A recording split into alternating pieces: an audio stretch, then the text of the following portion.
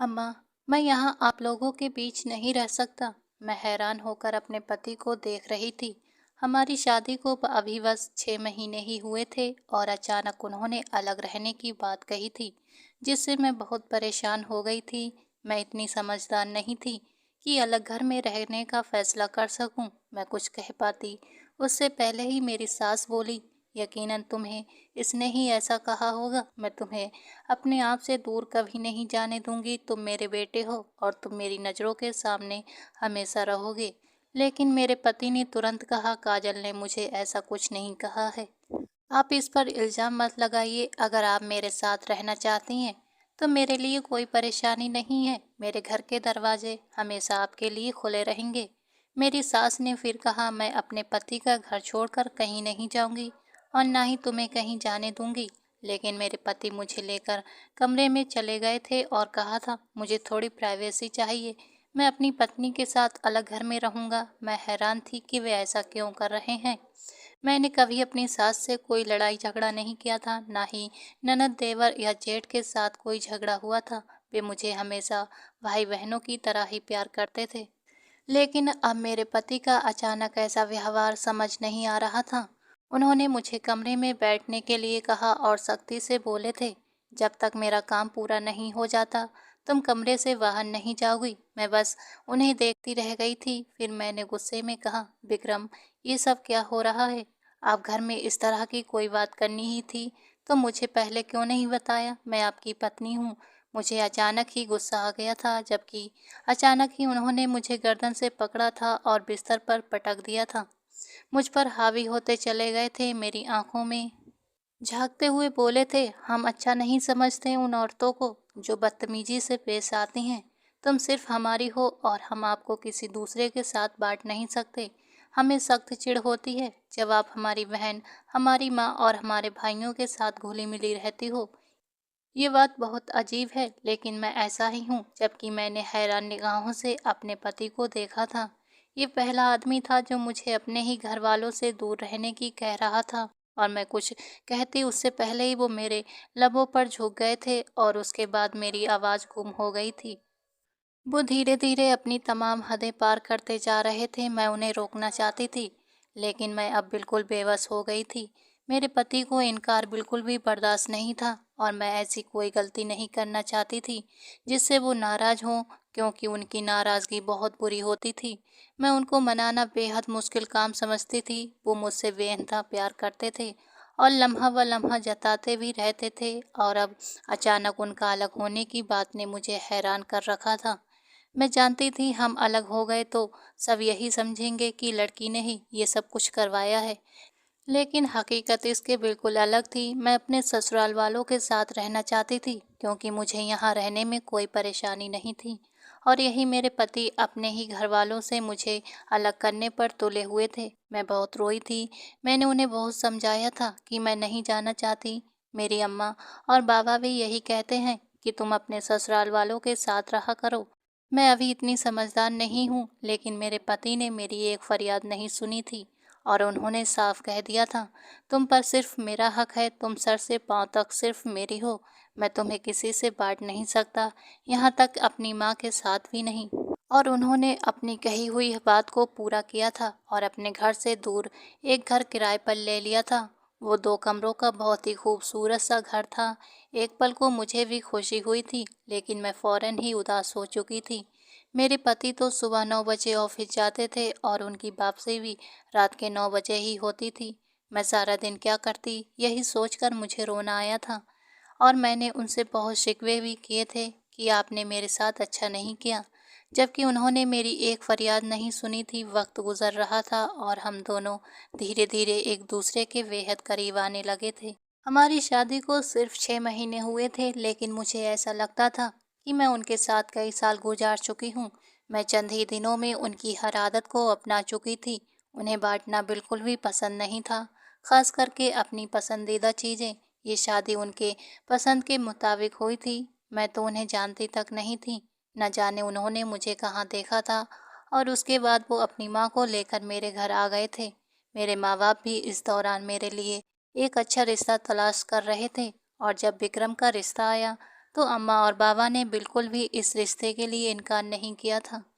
मेरे पति देखने में भला के हसीन थे, लंबा चौड़ा कद, रौबदार शरीर, घने लंबे बाल जिनको वो हर वक्त जेल से सेट रखते थे। वो एक भरपूर मर्द थे, इसलिए मेरे माँ बाप ने इस रिश्ते के लिए इनकार नहीं किया था और मुझे उनके साथ खुशी खुशी रुखसत भी कर दिया था। मेरे पति ने चंद ही दिनों में मुझे इस बात का एहसास भी दिला दिया था कि वो मुझे कितना चाहते हैं और मुझसे कितना प्यार करते हैं। मैं खुद को बहुत खुशनसीब महसूस करती थी। आज तक हमारे खानदान में किसी भी लड़की को ऐसा मर्द नसीब नहीं हुआ था जो अपनी पत्नी से इतनी मोहब्बत करता हो कि उसके खातिर अपने माँ बाप तक को छोड़ दे। ये कोई अच्छी बात तो नहीं थी, लेकिन ये मेरे लिए फ़ख्र की बात थी कि मेरे नसीब में इतना अच्छा मर्द आया था जो मेरे बगैर रहने का सोच भी नहीं सकता था। मैं अपनी और अपने पति की ये बातें अपनी कनिज वगैरह को बड़ा खुश होकर बताती थी कि मेरे पति मुझसे कभी दूर नहीं जाते और ना ही मुझे जाने देते हैं। एक रात हम दोनों पति पत्नी एक दूसरे के बेहद करीब बैठे मेरे पति की पसंदीदा मूवी देख रहे थे। टीवी पर हीरो का एक बहुत ही बेहतरीन सीन चल रहा था। मेरी आंखें टीवी पर ही जमी हुई थीं और मैं उसमें इस कदर मग्न थी कि इर्द गिर्द का मुझे कुछ होश ही ना रहा था कि मेरे पति मुझे खा जाने वाली नज़रों से घूर रहे थे। मैं अभी अगला सीन देखकर कुछ कहकहा लगाती उससे पहले ही अचानक ही उन्होंने मेरा चेहरा पकड़कर रुख अपनी तरफ कर लिया था और मेरी आंखों में झांकते हुए एकदम गरजे थे, अपनी निगाहें नीची करो काजल। उनकी डांट से मेरा पूरा वजूद कांप कर रह गया था। मैंने खौफजदा निगाहों से अपने पति की तरफ देखा था तो वो एक बार फिर से गुस्से से फुहारे थे। तुम टीवी को इतना क्यों देख रही हो? तुम्हें नजर नहीं आ रहा कि मैं तुम्हारे सामने तुम्हारा पति बैठा हुआ है और तुम टीवी में गैर मर्दों को निहार रही हो? हटाओ यहाँ से, मुझे तुमसे कोई बात नहीं करनी। वो अचानक ही गुस्सा करके अपनी जगह से उठ खड़े हो चुके थे और मैं बौखला गई थी। वो क्या बोल रहे थे मुझे कुछ समझ नहीं आया था। मैंने अपने पति की तरफ देखा और बेचैन होकर बोली थी, विक्रम, आपको क्या हो गया है? आप किसको किस चीज़ से जोड़ रहे हैं? आप मेरे पति हैं, मेरे हमसफ़र हैं। भला आपका इन लोगों से क्या जोड़? ये तो बस कहानी के किरदार हैं। अभी टीवी बंद तो ये मेरी लाइफ से दूर हो जाएंगे, लेकिन आप तो मेरे हैं जो हर वक्त मेरी निगाहों के सामने रहेंगे। आप क्यों इस तरह की बातें सोच रहे हैं? जबकि मेरे पति फौरन ही जज्बाती होते हुए बोले थे, काजल, तुम सिर्फ मेरी हो, तुम्हारी सोचों पर भी सिर्फ मेरा हक है। तुम किसी को भी नहीं सोचोगी और ना ही इन खूबसूरत आंखों से किसी को देखोगी। तुम हमेशा मुझे ही देखना। जबकि मैं फौरन ही बोली थी, बिल्कुल, आपके अलावा भला मैं किसी को क्यों ही देखूंगी? आप ही मेरा सब कुछ है। मेरा आपके अलावा है ही कौन? उनकी नाराज़गी अब धीरे धीरे दूर होने लगी थी और वो मेरे करीब आने लगे थे। इस बात का शुक्र था कि वो नाराज़ नहीं हुए थे, क्योंकि मुझे इस दुनिया का सबसे मुश्किल काम अपने पति को मनाना ही लगता था। ये भी एक छोटे बच्चे की तरह। जब नाराज़ होते थे तो मनाने में ही नहीं आते थे। इसीलिए मैंने एक सुकून भरी सांस बाहर निकाली थी और उनकी गुर्बत महसूस करने लगी थी। मेरे पति प्यार करने के मामले में बेहद सख्त थे। जब वो मेरे करीब आते थे तो मुझे सख्ती से बोल देते थे, काजल, मुझे कोई इनकार नहीं चाहिए। इस तरह से मेरा मज़ा ख़राब हो जाता है। आखिर को तुम मेरी पत्नी हो, मेरी हमसफ़र हो। अगर तुम ही मेरे साथ प्यार नहीं करोगी तो भला कौन करेगा? जबकि मैं चुप हो जाती थी। मुझे हर वक्त ये सब अच्छा नहीं लगता था, लेकिन मैं बेबस थी अपने पति के आगे। वो गुस्से के बेहद तेज थे। अगर मैं जरा भी किसी चीज़ का इनकार करती तो उल्टा उनकी डांट का शिकार होना पड़ता था। इसीलिए मैं खामोश हो जाती थी और शायद यही मेरी सबसे बड़ी गलती थी। वक्त अपनी रफ्तार से गुजर रहा था और हम दोनों पति पत्नी ही उस घर में सेटल हो गए थे। मेरा दिल भी धीरे धीरे अपने घर में लगने लगा था, बल्कि मैं अब अच्छा महसूस करती थी। ससुराल में काफ़ी रोक टोक थी। अपनी मर्जी से न मैं कुछ खा सकती थी न पका सकती थी। अब अलग होकर इस चीज़ का मुझे सुकून हो गया था। कुछ दिनों से मौसम बहुत अच्छा हो रहा था। मैं बाहर झाँक कर देखा था तो बारिश के आसार नजर आ रहे थे। बादल सर पर मौजूद थे। किसी भी वक्त बारिश के आसार थे। मेरा दिल एकदम ही मचल उठा था। मैंने अपना दुपट्टा एक तरफ को बांधा और बाहर आकर बैठ गई थी। मुझे बस अब बारिश का इंतजार था। मैं बारिश में भीगना चाहती थी, इन लम्हों को जीना चाहती थी। शादी के बाद से तो मेरी ज़िंदगी बस अपने पति से शुरू होकर उन पर ही ख़त्म हो जाती थी, वरना उससे पहले तो मैं बहुत मज़े की ज़िंदगी गुज़ारा करती थी। दोस्तों के साथ शॉपिंग पर जाना, बाहर खाना खाना, मूवी देखना, डांस करना, यही मेरी एक्टिविटीज़ थीं। लेकिन शादी के बाद से तो मेरी पूरी ज़िंदगी ही बदल गई थी। सुबह उनके लिए नाश्ता तैयार करना, उनके कपड़े इस्त्री करना, उनकी हर चीज़ का ख़्याल रखना, उनको कोई बात बुरी ना लग जाए इस चीज़ का भी ध्यान रखना, इन्हीं सब चीज़ों में मैं इतनी गुम हो गई थी कि मैं अपनी ज़िंदगी को बिल्कुल ही भूल चुकी थी। लेकिन आज दिल की कैफियत ख़राब होने के बावजूद भी मैं आज अपने लिए जीना चाहती थी। सुबह से ही मेरा दिल काफ़ी बेचैन हो रहा था। ऐसा महसूस होता था जैसे कुछ गलत होने वाला है, कुछ बहुत बुरा। लेकिन क्या मैं इस बात से वाकिफ नहीं थी? मैंने तमाम सोचों को झटक दिया था और बस अब मौसम के मज़े लेना चाहती थी। इसीलिए बाहर आकर बरामदे में बैठ गई थी और बारिश होने का इंतज़ार करने लगी थी। मेरे सोचने के बिल्कुल ठीक मुताबिक ही थोड़ी देर बाद बारिश शुरू हो गई थी। पहले शुरू में बूंदाबांदी हुई थी और उसके बाद मौसम ख़राब हो गया था और तेजी से बारिश शुरू हो चुकी थी। मैंने अपने दोनों बाजू खोल लिए थे और गोल गोल घूमकर बारिश का मजा लेने लगी थी। मैं अपने आसपास की हर चीज़ से होश भुलाए अपने आप में ही मगन थी कि अचानक ही हमारे मेन गेट का दरवाज़ा खुला था और मेरे पति अपने बाल झाड़ते हुए घर में दाखिल हुए थे। मुझे कुछ भी होश नहीं था कि घर में कौन आया है और कौन नहीं, लेकिन आने वाले ने मेरी तबीयत दुरुस्त कर दी थी। गुस्से से उनकी आंखें लाल और सुर्ख हो गई थीं और वो डांटते हुए मेरे करीब आए थे। ये सब क्या तमाशा लगाया हुआ है काजल? तुम्हें समझ नहीं आती तुम क्या कर रही हो? वो मेरा बाजू पकड़कर घसीटते हुए मुझे कमरे में ले आए थे। उनकी डांट ने मुझे साफ सूंघा दिया था। मैं दुनिया में किसी से भी नहीं डरती थी, लेकिन जब से मेरी शादी हुई थी, मेरे दिल में एक शख्स के लिए खौफ पैदा हो गया था और वो खौफ बिठाने वाले मेरे पति थे। इसके अलावा आज तक मैं किसी से न डरी थी न सहमी थी। मेरे बाबा मुझसे बहुत प्यार करते थे। कभी भी उन्होंने मुझसे ऊंची आवाज़ में बात ना की थी। अगर कभी भाई डांटते थे तो उनको भी वो सुना दिया करते थे कि मेरी बिटिया को कोई कुछ ना बोला करे, वो मेरी जान है और उसके खिलाफ मैं एक बात भी नहीं सुन सकता। और यही मेरे बाबा के बिल्कुल उल्टा मेरे पति मुझ पर बहुत गुस्सा करते थे। वो किसी को कुछ बोलने तो नहीं देते थे, लेकिन वो खुद ही मेरी तबीयत इतनी दुरुस्त कर देते थे कि किसी को बोलने की ज़रूरत ही महसूस नहीं होती थी। कमरे में लाते ही उन्होंने मेरे सर पर टॉवल डाला था और गुस्से से बाल ड्राई करते हुए बोले थे, कितनी बार समझाया है कि ठंडी चीज़ों से दूर रहा करो, तुम्हारी तबीयत खराब हो जाती है। अभी 2 दिन पहले तुमने आइसक्रीम खाई थी, चीख पर चीख आ रही थी और अब तुम बारिश में भीग रही हो। लड़की, जरा ख्याल है तुम्हें अपनी सेहत का। मेरे पति मेरे बाल सुखाते जा रहे थे और साथ ही साथ उनकी डांट भी जारी थी। एक पल को मुझे उन पर ढेर सारा प्यार आया था कि वो मेरा कितना ख्याल रखते हैं, लेकिन उसी पल मुझे गुस्सा भी आया था कि आज मैं कितनी खुश थी और मेरे पति ने घर आकर मेरे सारे मज़े को ख़राब कर दिया था। मैं खामोशी की मूरत बनी उनके सामने खड़ी थी, अपने बाल सुखाती जा रही थी और उसके बाद उन्होंने डांट कर मुझे वॉशरूम भेज दिया था ताकि मैं अपने कपड़े बदल सकूं।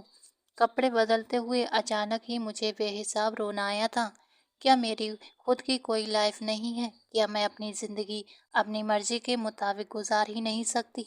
ये सब सोच सोच कर मुझे बेसाख्ता रोना आया था। ऐसा नहीं था कि मैं उनकी मोहब्बत से खुश नहीं थी, लेकिन इंसान हद से ज़्यादा प्यार बर्दाश्त भी नहीं कर पाता। मेरा हाल भी ऐसा ही था।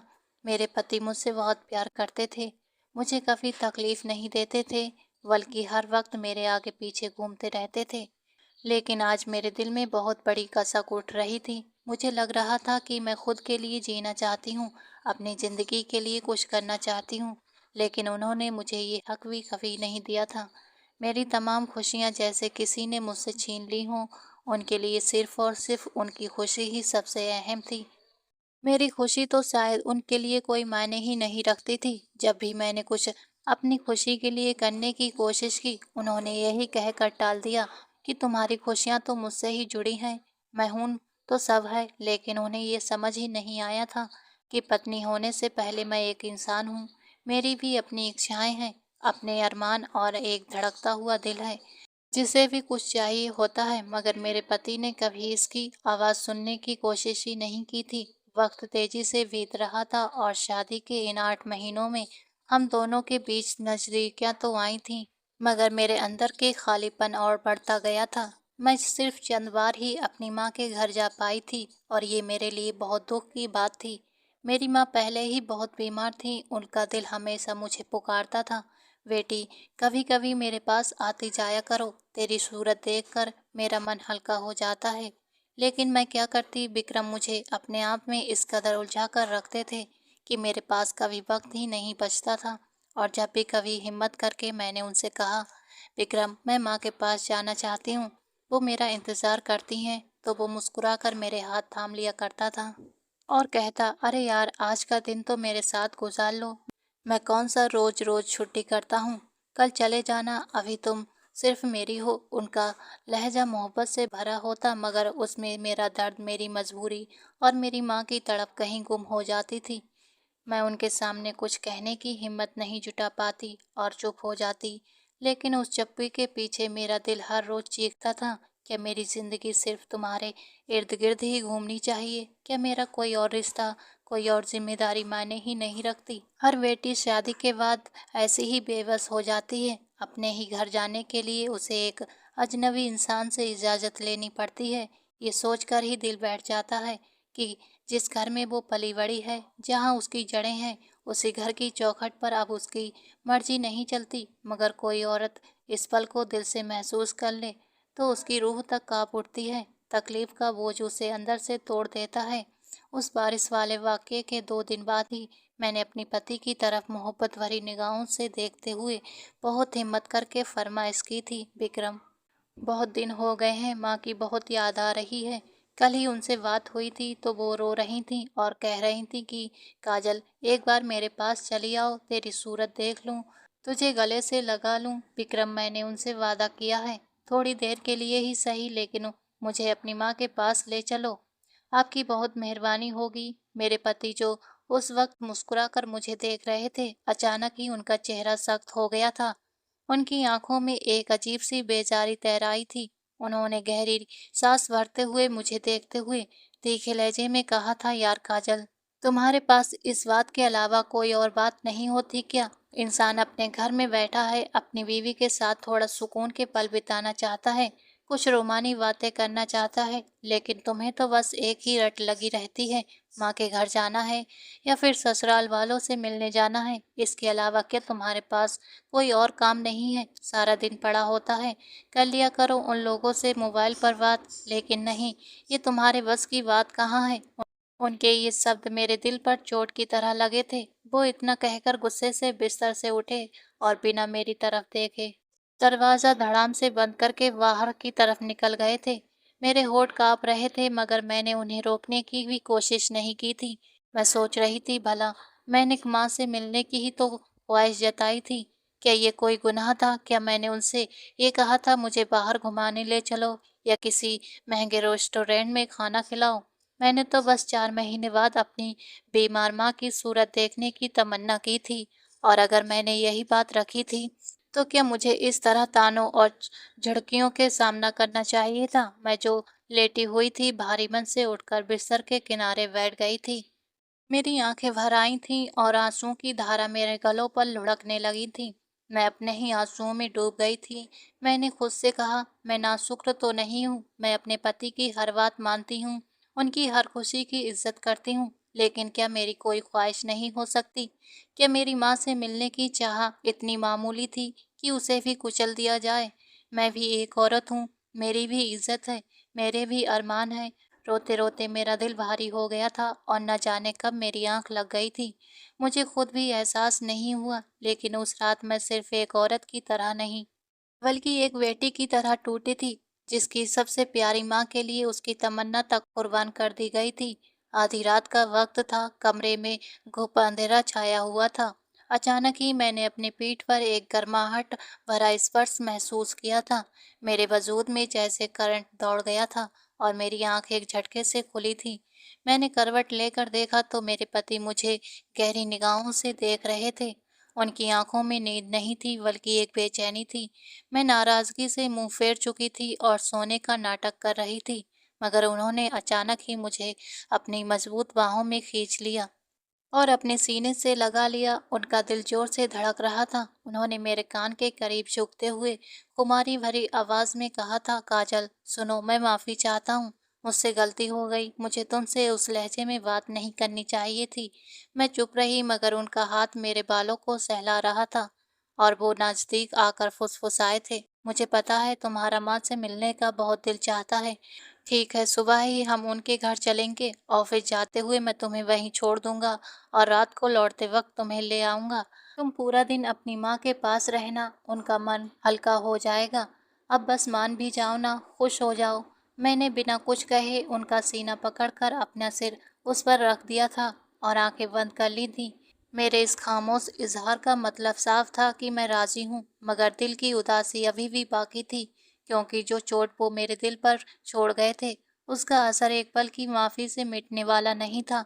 उस रात हम दोनों पति पत्नी ने एक दूसरे को बाहों में भरकर नींद को गले लगाया था, मगर शायद ये नींद हमारे बीच की आखिरी चैन भरी नींद थी।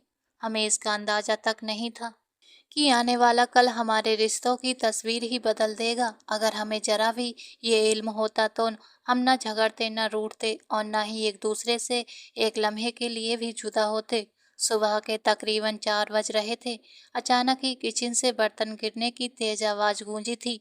मेरे कानों में खटके की तरह गूंजी और मैं फौरन उठ बैठी थी। दिल में अजीब सी घबराहट समा गई थी, जैसे कोई खतरा मेरे आसपास मंडरा रहा हो। मैंने बेचैनी से चारों तरफ निगाहें दौड़ाईं तो कमरा बिखरा हुआ नजर आया था। अलमारी का दरवाज़ा आधा खुला हुआ था और सबसे चौंकाने वाली बात ये थी कि मेरे पति का मोबाइल, जो हमेशा उनके सिरहाने होता था, वो वहाँ नहीं था। मेरा दिल और जोर से धड़कने लगा। मैंने डरते डरते उनका कंधा झकझोरा और घबराई आवाज़ में बोली थी, विक्रम उठो। नींद से जगाए जाने की वजह से विक्रम को होश में आने में थोड़ी देर लगी थी। वो अभी नींद भरी आंखों से इधर-उधर देख रहे थे, मगर मैं घबराहट से कांप रही थी। मेरी आवाज़ कांपते हुए निकली थी, विक्रम, घर में कोई है? आप सुन रहे हैं ना? किचन से बर्तनों के गिरने की आवाज़ आई है। देखिए, अलमारी का दरवाज़ा भी खुला हुआ है। आपके सिरहाने से ना तो आपका मोबाइल है, न वॉलेट, यहाँ तक कि मेरा मोबाइल भी गायब है। कपड़े भी चारों तरफ बिखरे पड़े हैं। यकीन मानिए, कोई घर में दाखिल हुआ है। मेरे लहजे में डर साफ झलक रहा था। विक्रम ने जैसे ही पूरे कमरे पर नजर दौड़ाई, उनकी आंखें भी हैरानी से चौड़ी हो गई थीं। वो बिस्तर से उतरने लगे, मगर मैंने तड़प कर उनका हाथ कसकर पकड़ लिया। मेरी आंखों में आंसू बह निकले और मैंने रोते हुए बोली थी, नहीं, आप बाहर मत जाइए। पता नहीं वो लोग कौन हैं, कहीं डाकू या चोर हुए तो? अगर उन्होंने आपको नुकसान पहुंचा दिया तो मेरा क्या होगा? मैं आपको इस तरह अकेले नहीं जाने दूंगी विक्रम, मेरी जान आप हैं। विक्रम ने मेरी सिसकियों के बीच मेरा चेहरा दोनों हाथों में थामकर गंभीर आवाज में कहा था, काजल, हिम्मत रखो। अगर मैं डर गया तो हम दोनों बर्बाद हो जाएंगे।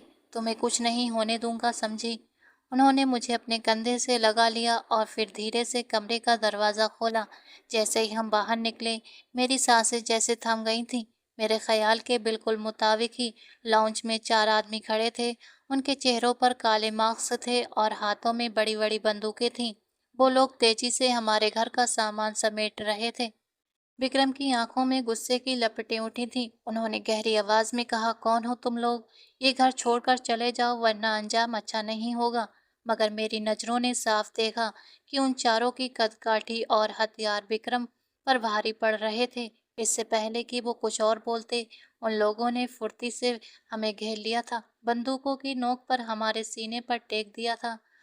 विक्रम ने उनसे हाथापाई की कोशिश की थी, लेकिन उन्होंने बेरहमी से दबोच लिया। मैं चीख पड़ी, नहीं, मेरे पति को मत मारो, हमारा जो कुछ है ले लो, बस हमें छोड़ दो।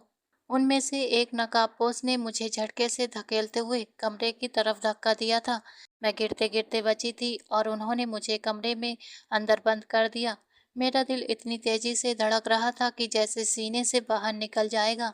मैं बिस्तर पर बैठ गई और कांपते हुए पुकारा, खुदा के लिए हमारा सामान ले जाओ, लेकिन हमें कुछ मत कहना, प्लीज। मगर मेरी आवाज जैसे दीवारों से टकरा कर लौट आई थी। अचानक ही कमरे का दरवाजा खुला और उनमें से 2 नकाबपोश दाखिल हुए थे। पहले तो मैंने सोचा वो मुझसे सामान के बारे में पूछेंगे, लेकिन उनकी नजरें मेरे वजूद पर ऐसे टिक गई थी कि मेरी रूह कांप उठी। उनकी आंखों में भयानक नियत साफ झलक रही थी। मैं उस वक्त बहुत खूबसूरत लग रही थी। दूधिया रंगत पर हल्का गुलाबी रंग उभरा हुआ था, मासूम सी बड़ी आंखें और खुले बाल। जिस अंदाज के कपड़े मैंने पहने थे वो मेरी मासूमियत को और उभार रहे थे। मैं समझ रही थी कि मेरी शक्ल सूरत उन्हें और भी वहशी बना रही है। उसमें से एक डाकू धीरे धीरे मेरी तरफ बढ़ा। उसकी आंखों में बहसस थी और होठों पर गंदी मुस्कान। उसने झपट्टा मारकर मेरा हाथ कसकर पकड़ा और मुझे खींचकर अपनी बाहों में जकड़ लिया था। मैं दहशत से चीख पड़ी थी, छोड़ो मुझे बदतमीज, तुम लोग मर्द कहलाने के लायक नहीं हो। अगर तुम में जरा भी गैरत है तो हमारे घर का सामान ले जाओ और निकल जाओ, मगर मुझ पर गंदी नजर डालने की हिम्मत मत करना। मेरी आवाज़ काँप रही थी और मैं उससे छूटकर दूर होना चाहती थी कि दूसरी तरफ से भी एक आदमी ने मुझे उसी तरह से थाम लिया था। आंसू रुकने का नाम ही नहीं ले रहे थे और मैं बुरी तरह से घबराकर बस दुआ कर रही थी। मैं उनसे कह रही थी कि हमारा सब कुछ ले लो, मेरी इज्जत बचा कर रखो, मुझे कुछ मत करना। पर उन्होंने मेरी एक ना सुनी। वे दोनों मुझ पर ऐसी हरकतें करने लगे जिसका मैं शब्दों में बयां नहीं कर सकती। मेरी रूह सहम गई थी, मेरा वजूद जैसे टूट गया था। कुछ ही पलों में उन्होंने मेरी जिंदगी को हिलाकर रख दिया था। मैं चीखती तड़पती और मन ही मन हर लम्हे में अपना अंत देखने को तैयार रहती थी।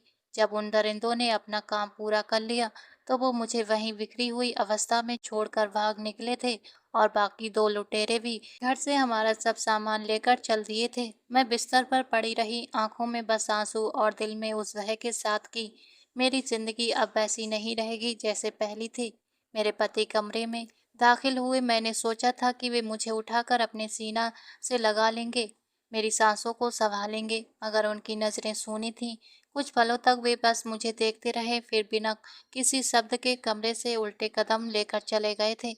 उनकी ये बेरुखी मेरे जख्मों पर नमक की तरह लगी थी। मैं घंटों रोती रही, अपने वजूद को संभालने की कोशिश की, खून और आंसुओं से खुद को धोया, वाल नोचे नाखून से खुद को तकलीफ पहुंचा ली, पर अंदर से उठा दर्द कम होने का नाम ही नहीं ले रहा था। मैं बाहर आकर बिखर कर बैठी रही और सिर्फ यही दुआ करती रही कि काश मैं मर ही जाऊं। पर लगता है मेरी किस्मत को कोई और ही रास्ता नजर आ रहा था। करीब 10 बजे मेरे पति फिर घर लौटे थे। उनकी सूरत भी बिगड़ी हुई थी, चेहरा उतर आया था, बाल बिखरे हुए थे। मैं एक अधूरी उम्मीद से उनकी ओर देख रही थी। मुझे अभी भी लग रहा था कि वे मुझे संभालेंगे, मुझे अपने सीने से लगा लेंगे, लेकिन उन्होंने करीब आकर मेरे बाजू अपनी लोहे जैसी पकड़ में थाम लिए थे। मेरी जान पर बनाई थी। उनकी लाल आंखें मुझे डरावनी लग रही थीं। वो मेरे चेहरे पर गुर्राते हुए बोले थे, बहुत शौक है ना तुम्हें ऐसे कपड़े पहनकर अपने वजूद की नुमाइश करने का। अब तुम सारी जिंदगी घर के बाहर फुटपाथ पर बैठकर अपने वजूद की नुमाइश करती रहना। मेरी आंखों में आंसू आ गए थे। वो कैसी बातें कर चुके थे। मैंने ये कपड़े किसके लिए पहने थे और उन्होंने इसे किससे जोड़ दिया था। मेरा दिल बुरी तरह से टूट गया था। उन्होंने मुझे दरवाजे के पास लाकर धक्का मारकर घर से बाहर निकाल दिया था। मैं दरवाज़ा पीटती रही, लेकिन उन्होंने मेरी एक भी फरियाद नहीं सुनी। मेरे पास सिर्फ एक दुपट्टा ही था, जबकि मैं बिना चादर के घर से बाहर नहीं निकलती थी। मैं काफ़ी देर तक अपने पति के ही घर के बाहर बैठकर रोती रही और फिर थक-हार कर अपनी माँ के घर की तरफ रवाना हो गई थी। शायद मुझे ऐसे ही अपनी माँ के घर जाना था, यही मेरे नसीब में लिखा हुआ था। मेरी हालत काफ़ी ख़राब हो रही थी। मुझे समझ नहीं आ रहा था कि मैं अपनी माँ का सामना कैसे करूँगी। रोते हुए जैसे ही मैं घर में दाखिल हुई, तो सामने ही मेरा भाई खड़ा था, माँ से बातें कर रहा था। लेकिन जैसे ही उसकी नज़र मेरे अस्तित्व पर पड़ी, वो भी कुछ पल के लिए पूरी तरह सन्न रह गया था। मैं भागकर अपनी माँ की गोद में लगी और चारों कतार रोने लगी थी। मेरी सिसकियां पूरे घर में गूंज रही थीं। ऊपर छत पर ही मेरा दूसरा भाई भी मौजूद था। मेरी आवाज़ सुनकर नीचे आ गया था। सबने मुझे बहुत मुश्किल से संभाला। मैंने रोते हुए अपनी पूरी दास्तान अपने दोनों भाइयों को सुनाई और दोनों की आंखों में खून उतर आया था। वो तो मेरे पति को मार डालना चाहते थे, क्योंकि उस व्यक्ति ने मुझे ऐसे वक्त में छोड़ दिया था जब मुझे उसकी सबसे ज़्यादा ज़रूरत थी। लेकिन मेरी माँ ने सबको शांत करवा दिया। वो बहुत समझदार महिला थी और हर चीज़ को नाप तौल कर चलाने की आदत थी। भाई को उन्होंने काम पर भेजा और मुझे अपने कमरे में ले गई थीं। मैं उनकी गोद में सिर रखकर बेहिसाब रो रही थी। मेरी पूरी दुनिया बर्बाद हो गई थी। मेरी माँ ने मुझे बहुत सँभाला।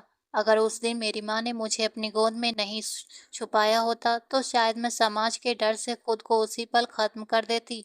मैं रोते-रोते कब माँ की गोद में सो गई थी, मुझे कुछ भी पता नहीं चला था। समय तेज़ी से गुज़र रहा था और मैं अपनी माँ के घर पर ही रह रही थी।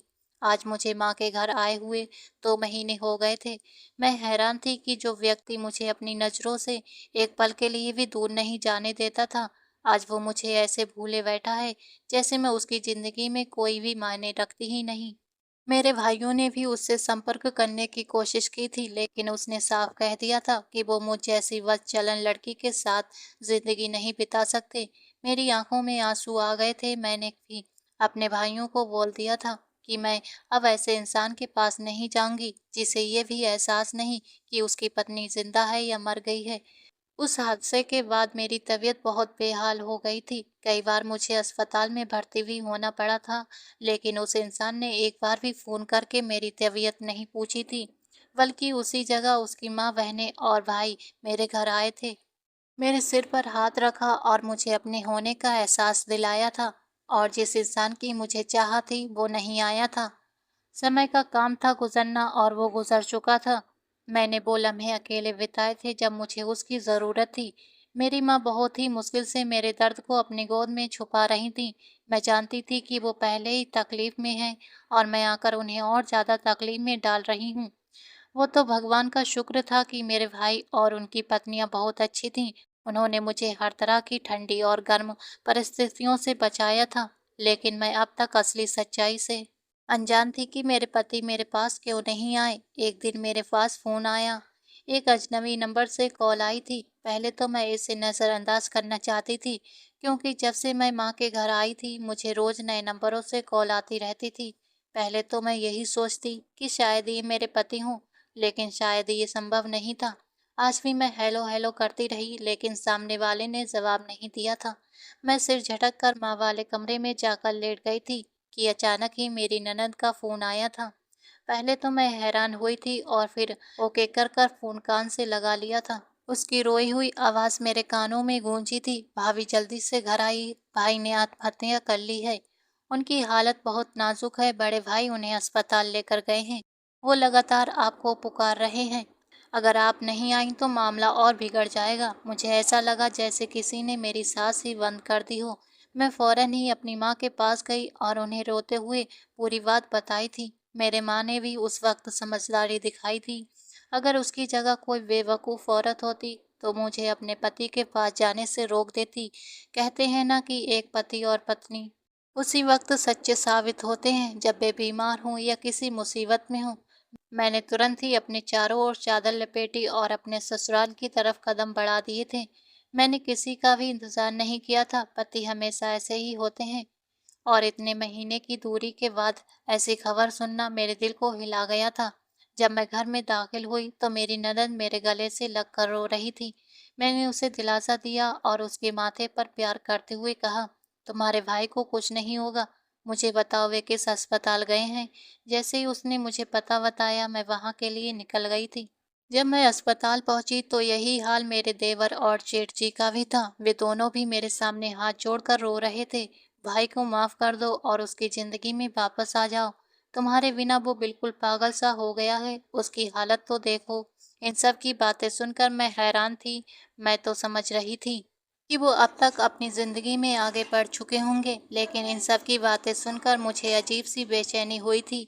मैं तुरंत ही आईसीयू की तरफ बढ़ी। अपने पति की हालत देखकर मेरी आंखों में भी आंसू आ गए थे। वो काफी ताकतवर मर्द थे, लेकिन अब कमजोर लग रहे थे। आंखों के नीचे भी काले निशान थे और जो होठ हमेशा गुलाबी रहते थे, अब काले पड़ चुके थे। जरूर उन्होंने सिगरेट पीना शुरू कर दिया था। उनकी कलाई पर बंधी पट्टी इस बात की गवाह थी। मैं कदम कदम बढ़ते हुए उनके पास बैठ गई थी। मेरे बैठते ही उनकी आंखें खुली और उन्होंने रोते हुए मुझसे माफ़ी मांगी थी। मेरा दिल तो नहीं था, लेकिन उनकी हालत देखकर मैं समझ गई थी कि वो मेरे साथ सब करके खुश नहीं थे। मैंने बड़ा दिल कर उन्हें माफ़ कर दिया था, क्योंकि रिश्तों में अहंकार नहीं देखा जाता, और जहाँ अहंकार आता है वहाँ रिश्ते नहीं बनते। मैं अपना घर बर्बाद नहीं करना चाहती थी। मेरे पति का व्यवहार अब थोड़ा बेहतर हो गया था। पहले जो वे हर वक्त मुझ पर अपनी हुकूमत चलाते थे, मेरी कोई बात नहीं सुनते थे और बस अपना ही हुक्म चलाते थे, अब वो सब खत्म हो गया था। हाँ, उनकी मोहब्बत आज भी जलाली है, लेकिन अब उनकी आदत काफ़ी सुधार आ चुका था। पहले जो हर वक्त मुझे सिर्फ अपने लिए ही बांधते थे, अब उन्होंने मुझे खुलकर जीने की अनुमति दे दी थी। अब मैं सुकून में हूँ। शायद ये दूरी मेरे लिए फ़ायदेमंद थी, लेकिन काफ़ी जानलेवा भी रही थी। दोस्तों, आपको ये कहानी कैसी लगी? अपनी राय कमेंट बॉक्स में ज़रूर देना। कहानी पसंद आई हो तो लाइक करना। रोज़ एक नई कहानी सुनने के लिए हमारे चैनल को सब्सक्राइब करना।